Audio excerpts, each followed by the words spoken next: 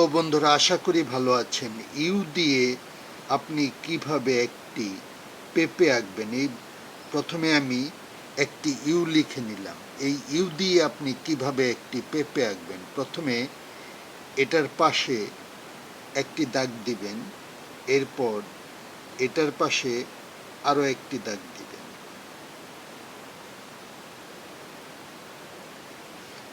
এরপর ঠিক এতটুক দূরত্বে একটি গোল এবং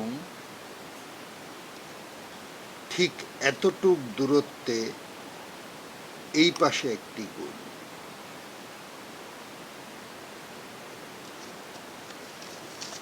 ক্লিপবোর্ডটি উল্টো করে ধরলে হবে একটি পেঁপে।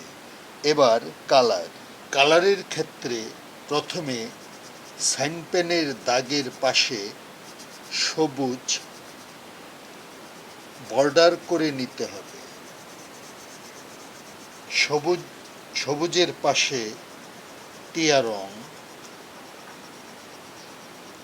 তো বন্ধুরা, হয়ে গেল ইউ দিয়ে পেঁপে আঁকা। ভিডিওটি ভালো লাগলে লাইক দিবেন, কমেন্টস করে জানাতে পারেন কেমন লাগলো, আর চ্যানেলটি সাবস্ক্রাইব করে আমাদের পাশেই থাকুন।